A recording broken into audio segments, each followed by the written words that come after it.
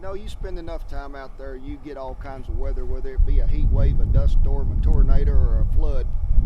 I tell people I've cooked in everything but an earthquake, and I've come close to that a time or two cooking in LA, but I think some of the worst weather that I've ever experienced in my life was in two different places. One was in the Paladura Canyon one winter. We were out there, and come a little blow in the night it did.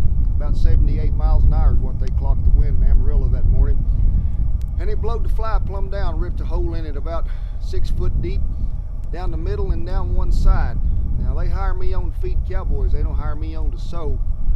But them old fly and them walls that go around Old Bertha keep people pretty comfortable at home. So cooked 3 meals a day and sewed by hand for 3 days before I got that old fly back up, and it was sure good to have back the walls of the kitchen and have the warmth. I guess the other, probably one that sticks out in my mind more than anything else is some folks droughted out in eastern Oklahoma one time in August, and we went up there and cooked, and down in a hole. You couldn't find no place to sleep at night. The mosquitoes would eating you up, and the sweat would run off of you.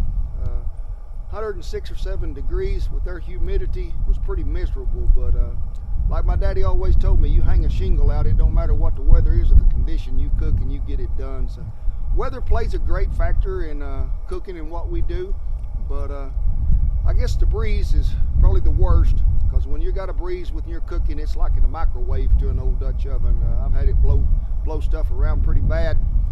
Dumas, Texas one time, and the boss man asked me that night when I set up, he said, supposed to come pretty good blow tonight, you gonna go home with me? I said, no, I got a lot of money invested in it. If it's gonna blow away, I'm gonna be here to see it. It ripped the fly plumb over the top of the wagon, throwed it out there, and the next morning when old Tommy come by, I told him, I said, you know, if it's gonna come a blow tonight, I believe I'll go home with you. He said, well, one thing about the Texas Panhandle, it'll blow 40 miles an hour on a calm day, so keep your hat to pull down. Better get a stampede string, it's gonna get windy today.